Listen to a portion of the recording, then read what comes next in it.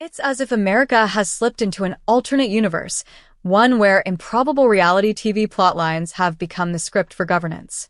Donald J. Trump, back in office, has just shattered presidential norms once again, becoming the oldest person to ever take the oath of office for a second non-consecutive term. With the grit of a showman and the resilience of a figure who's somehow endured the slings and arrows of scandal, Trump has returned to the helm, taking his supporters and opponents alike on a political journey that defies both reason and expectation. But this time, it's not merely about making America great again. It's about creating a legacy so grandiose it could fill the pages of history, albeit with an asterisk or two. Trump's comeback brings with it an unpredictable cast of allies, a familiar host of critics, and an audience equal parts enthralled and horrified. As Trump himself would say, it's huge. With this sequel, the American people are reintroduced to the eccentricity, impulsivity, and inimitable personality of a man who has always viewed politics as theater, and who now finds himself not only rewriting history, but bending reality to fit his vision.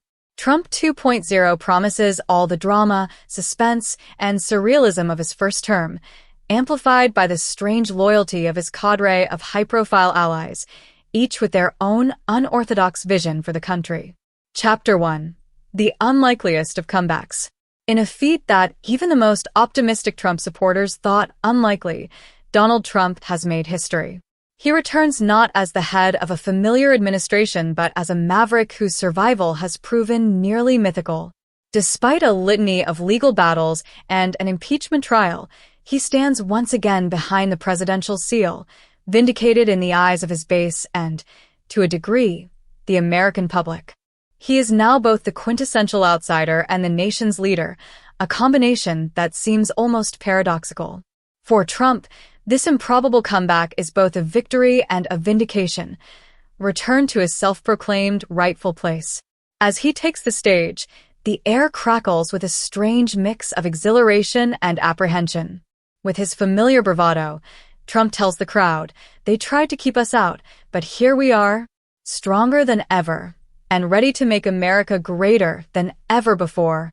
It's as if the past 4 years were but a warm-up for the true Trump era, where the rules of the past seem quaint and Trump's vision for the country is unapologetically bold. Chapter 2. An ensemble cast of allies. Trump's return wouldn't be complete without an eclectic cast of allies, each contributing their unique vision to the new administration. At the top of this list is Elon Musk, a tech titan with a flair for the outrageous, who has become Trump's closest confidant. Musk's presence signals Trump's commitment to disruption, from energy policies to social media. "I told him I want America to be the leader in the tech revolution," Trump booms at a press conference. And Elon, he's a genius, folks, a big genius. Under Musk's influence, Trump's new America promises to be a laboratory of technological advancement, deregulation, and experimentation. Musk's vision, however, is one of extreme individualism, where innovation is king and traditional oversight is but a hindrance. It's a vision that dovetails perfectly with Trump's own ideas of America as a land of endless opportunity, one where the constraints of big government are discarded in favor of unfettered ambition. Joining Musk in the administration is Robert F. Kennedy Jr., who takes on an enigmatic role as Trump's health and wellness advisor, tasked with leading what Trump calls a truth campaign. Known for his alternative views on vaccines and his outspoken approach to public health, Kennedy brings a blend of conspiracy and conviction to the table. In a bizarre but on-brand move, Trump appoints Bryson DeChambeau, the famously eccentric golfer, as Secretary of Sport, a position created just for him. DeChambeau's mission? To make America healthier, stronger, and, well, just better at golf, he explains, flashing his signature grin. These appointments highlight Trump's philosophy for his second term, governance by spectacle, with a supporting cast more fitting of a reality show than a cabinet. Together, they form a team that, for better or worse, will redefine Washington's concept of business as usual. Chapter 3. The birth of the anti-system power structure. One of the hallmarks of Trump's comeback is the emergence of what pundits are calling the anti-system power structure. In this iteration of his administration, Trump is not only battling perceived enemies within the American government, but building an entirely parallel apparatus, one rooted in populist rebellion and billionaire-backed influence. This power structure is a blend of corporate interests, technological disruption, and an undercurrent of anti-establishment rhetoric that resonates deeply with a public weary of Washington politics. Musk's dominance in the tech industry, particularly in social media, space, and energy, adds a layer of complexity to Trump's administration that is both exciting and alarming. Trump's unspoken alliance with Musk turns the concept of checks and balances on its head, as the two wield unparalleled influence over the American economy and social discourse. Together, they challenge the status quo in ways that alarm traditionalists and thrill Trump's base.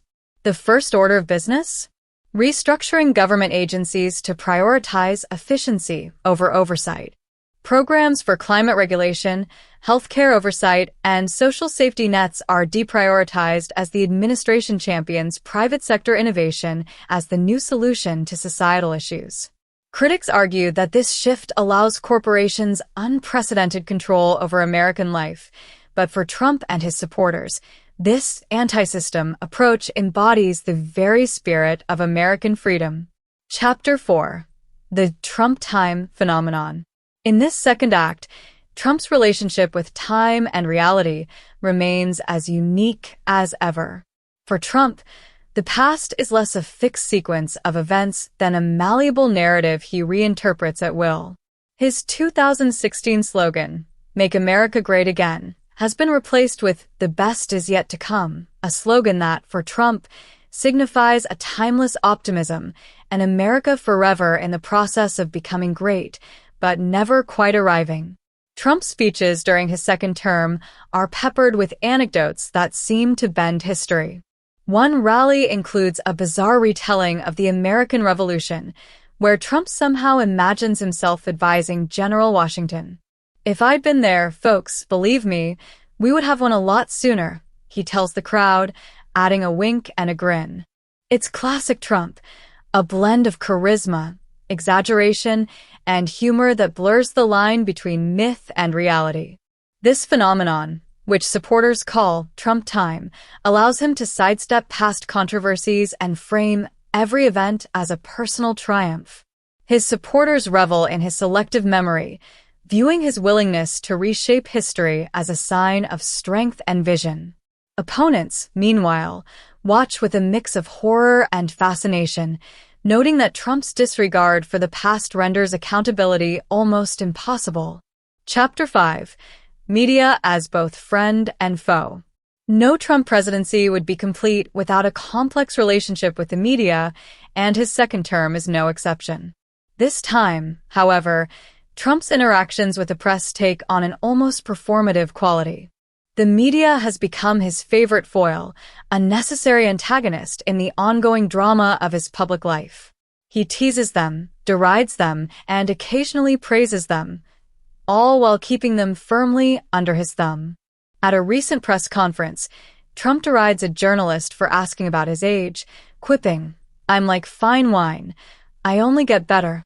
The crowd roars, and the journalist's question is drowned out by chants of "for more years."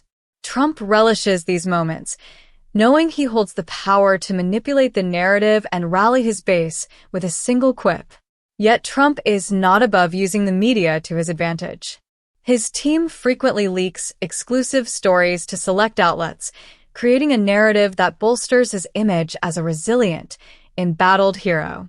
It's a strategy that keeps his supporters engaged and his critics off balance as they struggle to separate fact from fiction.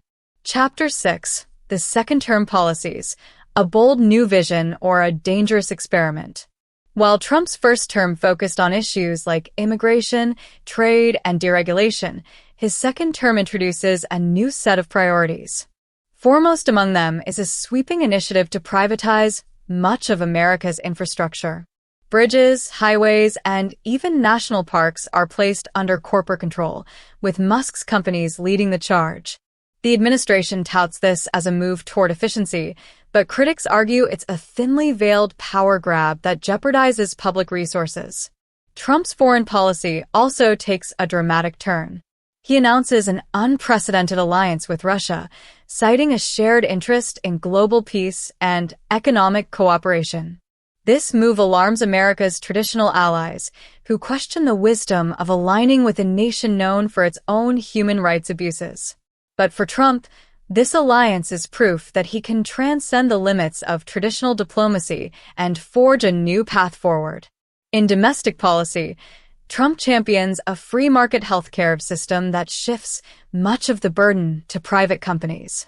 If Elon can build rockets, he can fix healthcare, Trump declares, to the enthusiastic applause of his supporters. Critics warn that such a system would exacerbate inequality, but for Trump's base, it's a chance to finally break free of what they see as the government's stranglehold on personal freedom. Trump's second term is a surreal blend of ambition, spectacle, and disruption, a saga that feels more like fiction than reality. His return to the White House has brought with it a cast of characters as eclectic and controversial as his policies, reshaping the American landscape in ways both thrilling and unsettling.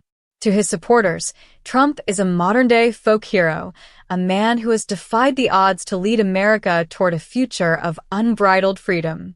To his detractors, he is a symbol of chaos, a leader whose disregard for convention threatens the very fabric of democracy.